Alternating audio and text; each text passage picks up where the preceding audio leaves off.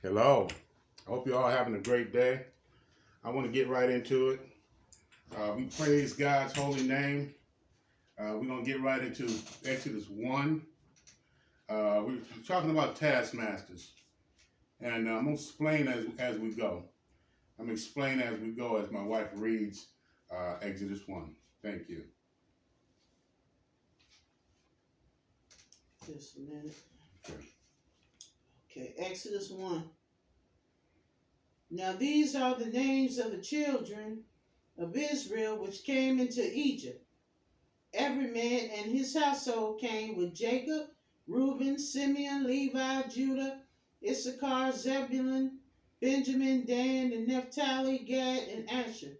And all the souls that came out of the loins of Jacob were 70 souls, for Joseph was in Egypt already. See, Joseph was in Egypt already. This is past the Joseph story. And the fathers and all of them, pretty much everybody had died, as it's going to tell you. You got to understand, all of these people, the 70, were all black Jewish people. And they're into Egypt. And Egypt is a place of hard work, murder, taskmasters. And so they're going into hard work and hard labor now. This will be their first what you can call slavery, in bondage. They're being in bondage here, and I'm going to tell this. The story today is talking about taskmasters. Today, I'm going to give you a understanding what taskmasters were in the past of our people, of black Africans, black people, black Americans, I would call, because that's where we are right now. And these are black American people that turned into black Americans. They were from Africa, and we turned into black Americans.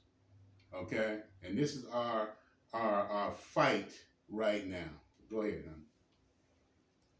Number 6. And Joseph died, and all his brethren, and all that generation. And the children of Israel were fruitful and increased abundantly, and multiplied and waxed exceedingly mighty, and the land was filled with them. See, when we got out of slavery today, we begin to be fruitful. We begin to multiply abundantly in the land. God repeats the same thing. This guy asked me at work one time, why does God repeat everything? I said, because God repeats everything.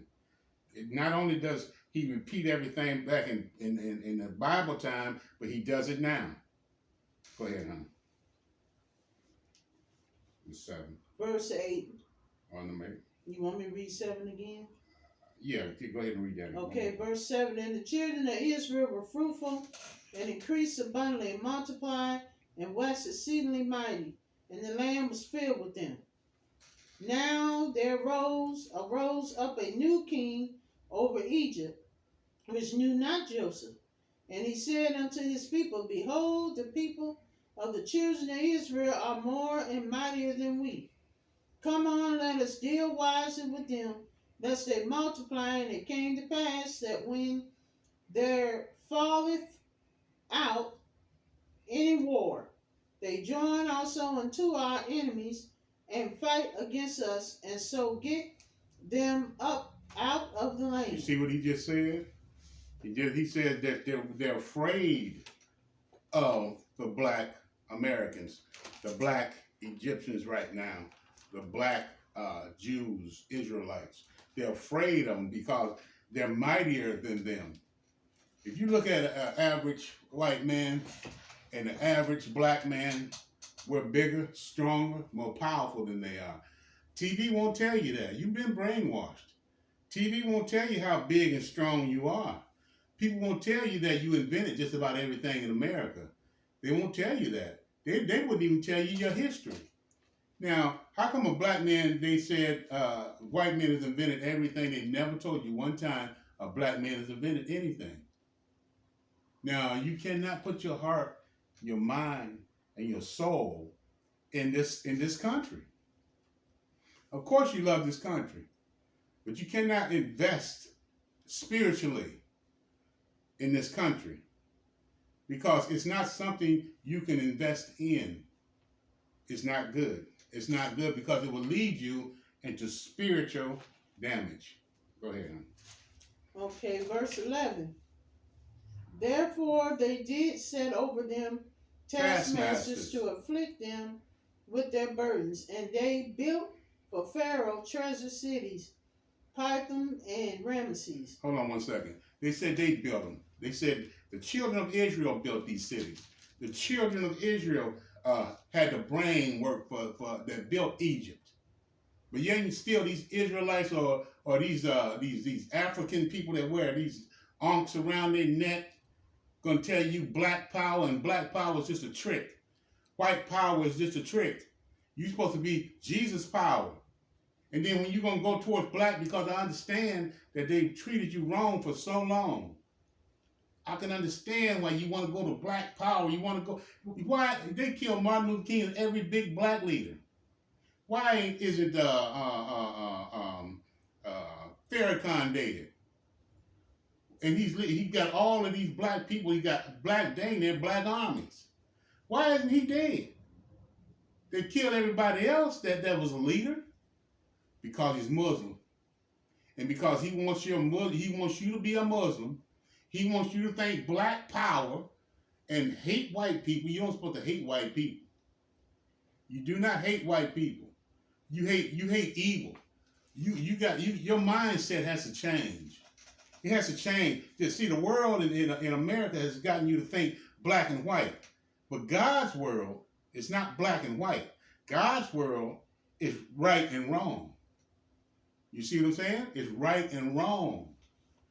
Because a black man will stab you in the back just as fast as a white man will. And you'll learn that out once you start getting my age. I'm an older man. And I understand that blacks won't help you. Your family won't help you. Your friends won't help you when you're down and out. And you got to have somebody higher than that, called God, to help you. Go ahead, honey. Verse 12, but the more they afflicted them, the more they multiplied and grew. And they were grieved because of the children of Israel. And the Egyptians made the children of Israel to serve with rigor. And they made their lives bitter with hard bondage, in mortar, and in brick, and in all manner of service in the field. All their service wherein they made them serve was with rigor.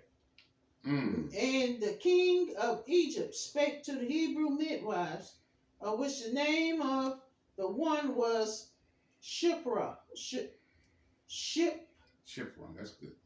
Shipra, and the name of the other was Pur. Cool. Hold on one second. See, you got to remember that word rigor. You got to remember that word rigor. Let me tell you what that word means. It means it's an oppression, and was both physical and psychological. Made these people work with rigor. They made them work physically. They worked you to death, and they working you psychologically. They're gonna work you physically and psychologically. They're gonna mess with your mind, and they're gonna mess with your physical body. So they're gonna run you around. They're gonna run you to a lot of different places. They're gonna run you around so bad that they're gonna make you want to kill yourself. They're gonna make you want to give up. They're gonna make you say God ain't real, because they work you with rigor. Remember, physical and psychological. So let me tell you something. When I was in a different one place, it was more up north. We had taskmasters. You got to understand, there's only one black governor today. And I think of all of the United States, there's only been 3 black governors. Governors are the main say-so. You can have all kind of black mayors. We have black mayors all over the place. I think the only black mayor governor we have right now is Wes Moore of Maryland. Okay? And other than that, you have people, because I remember this one lady, I forget her name, was in Chicago. She became a mayor or something. Blacks was with her. And the governor took her power away. white man. He took her power away because she was really getting down to the bones of evil. And he just, it's never happened before, took her power away, took half of her power away as a black woman. Taskmasters. What is a taskmaster today? What are the things that we do today that's taskmasters? Okay? They take you, what about the license bureau? Every time I went to the license bureau, it was only white people. And you got a certain, a couple of black women there, hardly ever any black men, at the license bureau. They run you around. I remember when we went to the license bureau, they told us, okay, you got to get your license here. Okay, you got to go across town there and you get your tags over there. Don't bring it. Then when you bring stuff in, oh, you don't have enough. Oh, you need this too. Now you got to go all the way back home. That's physical and psychological. That's what they're trying to do to you. They're trying to destroy you. They're trying to make you so tired. What did God say? That they're going to wear the saints out. They're going to wear you out to say, oh, there's no God. But Paul was tired. He was robbed. He was cheated by the idol maker. He was cheated. And what did Elijah say? He said, Lord, I'm tired. When he was running from Jezebel. They're gonna wear you out, but you cannot stop. God said only those who endure to the end will be in heaven, will make it. Only those who endure to the end. And you have all of these taskmasters that they put in front of you. First of all these white governors. That means they're in charge of everything. Go to Birmingham where they said that they was going to have they were going to stop blacks from even having a vote as to who the governors were, and they want to have their own white cities. Look that up, okay? You have your license bureau, you have your unemployment office, okay? You have your bank officers that lend you money. That's a taskmaster. That you have to have so much to get money, but yet still, all the Mexicans are getting money. All of the white folk are getting money. All of the Japanese are getting money. All the Chinese are getting money. All these Chinese restaurants, all of these Mexican things. God bless them for getting money, but why are they doing that to you? Oh, please don't tell me we are not the people of God. Why are they keeping us down? But they're giving everybody else money. Why did Kamala Harris say that oh no, I'm not going to give her something just for black people? And then she went to laughing. Kamala in the Indian world is a demonic laughing spirit. Look it up. She said, oh no, I'm not going to do something for black people. I'm not for Kamala and I'm not for Trump. Trust me, I'm not going to do that. But listen at that woman. But yet she did something for Japanese and she did something for the LGBTQ, gave them thousands upon thousands and not millions of dollars. But they're not going to do anything for us. She told you. And you think that voting her in is going to help you? Taskmasters. Okay, here's some here. These free black institutions where they're passing out food, white folk, car dealers, dealerships. These what do you call them dealerships that give you stuff real fast that hold you down that you say don't go to? What are those called? Buy here, pay here's. White men holding you down, charging you. They bought a car at the one place and they bought for about $2,000. They charge you $7,000. If they bought it for $7,000, they charge you $14,000.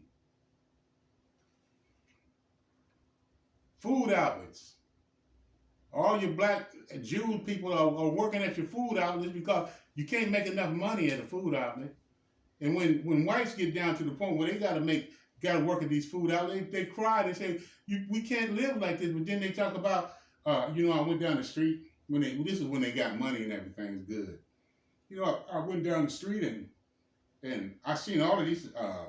We need work at these food restaurants. And these blacks, they just don't want to go in there and get those jobs. They're lazy. Doctors, let me tell you something. You talking about police or whatever? Look out for the Ku Klux Klan. You better look out for the Ku Klux Klan and doctors. You better know who you going to. Let me tell you something. I've just seen too many shows, too many doctor shows where blacks are the best in genetics. We have the best genetics, black women and men.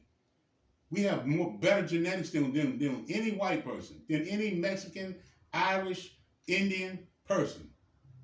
But let me see now. We are the leaders in women dying, black women dying in the hospital and their kids. We're the leaders. Something's wrong with that. Taskmasters. And in housing. Where do you see that at? Who do you go to get your housing? Where do you get your food? Where do you go to get all of these things that you really need? Taskmasters. You go to Taskmasters and they set it up. You thinking you're free. You thinking you're good and the banks just won't lend it because the banks are free and they didn't know it's a system. It's a system. If you look up a lady called Jessica Jackson in Chicago, they're trying to take her land. They take blacks' land when the lady or the husband or the family member die. They come in and they take your land from your kids. And they do it behind your back. And they've been doing it for years and years and years. And blacks wonder, why are we poor? Because the kids can't have the money from the land or the houses. Look up Jessica, Jessica Jackson, and from Chicago. She'll tell you how they're stealing her land. And there's no reason for them to steal her land. But so they have put up taskmasters ahead of this. Is all a system. It's all a system. And they fooled you to think that you're free. You're not free. It's a system. And we have to understand that in this system, we have to praise God's holy name, because the only way that we can outbeat this system is to love God. Go ahead, hon. Where we at? Okay, we have verse 16. And he said, when ye do the office of the midwife to the Hebrew women, and see them upon the stools, if it be a son. Louder, please. If it be a son, then ye shall kill him. But if it be a daughter, then ye shall live. Verse 17, but the midwives feared God, and did not as the king of Egypt commanded them, but saved the men, children alive. And the king of Egypt called for the midwives and said unto them, why have ye done this thing, and have saved the men, children alive? And the midwife said unto Pharaoh, because the Hebrew women are not as the Egyptian women, for they are lively, and are delivered ere the midwives come in unto them. Therefore God dealt with the midwives, and the people multiplied and waxed very mightily. See there? And it came to pass, because the midwives feared God, that he made them houses. Hold on a second. You see there? The midwives, the doctors. They're telling the doctors to kill your kids. They're telling them to kill the kids, the newborn baby boys at the hospitals. This Klan in the hospitals. They're telling them to kill. See how this always goes around from country to country, city to city? They're telling them to kill us, and we have the strongest genetics of anybody. So how the devil is black women dying more than all other women, all other race of women? We just happen to be dying the most, but yet still we're the most valuable. Go ahead, honey. 22, and Pharaoh charged all his people, saying, every son that is born ye shall cast into the river, and every daughter ye shall save alive. You see that? Every daughter cast into the river, and every boy cast into the river, and every daughter saved alive. You know, we all got to understand one thing. We've been brainwashed, and we've been brainwashed. You got to listen to me. Real statistics. When a black man and a white man, black man and a white man, and you listen to, they both will say the black man is a criminal, because TV has brainwashed you and us, has brainwashed us that we're the criminals. But you got to understand the statistics show, by far the largest amount of rapists are white men. The largest by far of domestic abuse of women is white men. The highest amount of mass murderers are white men. The highest amount of stealing, not just from grocery stores, are white men. They turn out to be the biggest criminals, and both of us will say black people. Why? We've been brainwashed. We've been brainwashed. Go ahead. I got read. I want to tell you one thing. We've been brainwashed to believe that we have to be. I wish I had got the verse, but we believe that we should try to be rich. And God says, don't work to be rich. Work to help the poor. You don't work to be rich. You work to help the poor. When you got a lot of money, you help the poor, because I'll tell you why that's very important. And you're going to die if you don't help the poor. You're going to die because there's a certain reason that we have to help the poor. Okay, go to Matthew 25, read 43 through 45.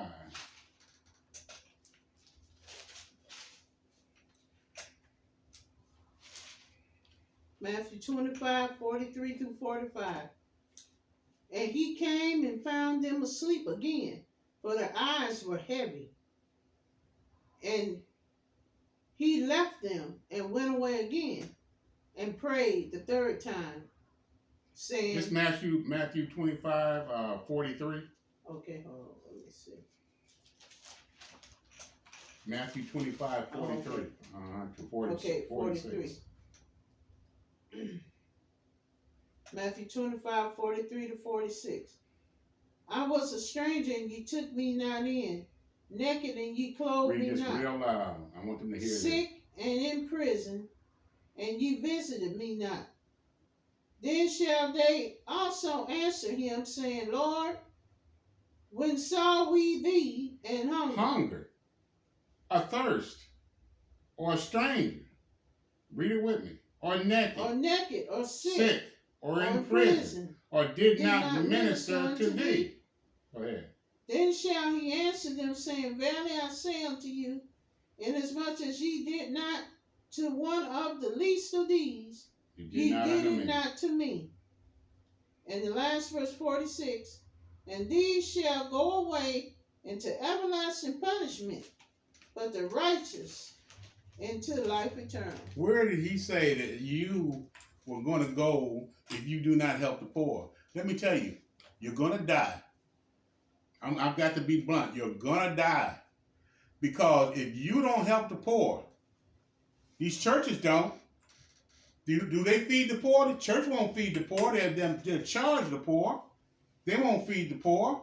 A church should have an eating function every Saturday, but Sunday for you. They should have an eating function every Saturday. Something free. Because these people are starving now. Will these desperate churches do that? No. No. And God says, I am the poor. Mm-hmm. And so if you don't stand up and feed the poor, God has made a way for all the poor to live. Instead of buying $53 million jets, or I have to get around, I have to preach. That's just like a man laying on the side of the road and the preacher went by and said, oh, I have to get to church and preach. He needs healing. He needs food. He needs water. He needs to be somewhere to get healed and lay his head down. But oh, I have to go to church and preach. I need a $53 million plane. And you Christians, You sit around and say, okay, that's good. And you're dying and starving. If you don't feed the poor, you will, I'm telling you, you have 2 years to live, really. 2 years, because this world is going to shut down. This world is going to shut down. And God is going to look at you to see if you fed the poor. If you didn't feed the poor, oh, you fed your family? Okay, did you fed your brothers and your sisters? Oh, okay. You fed your friends that help you out? Fine. But God said even Hitler would do that. All evil people help their families and friends. People that help them. Did you find somebody that ain't your friend? When they come over to get a hot dog from you, you tell them, no, you can't have a hot dog. Did you ever tell them that? You're going to hell. Mm-hmm. You're going to hell. I'm sorry. I'm sorry. I'm not into that Christian convert mess. Yeah. I believe in Jesus Christ and the Bible. I believe in the 10 Commandments, which was preached from Genesis to Revelation. In Jesus' name. You better change so that you can live. God help you.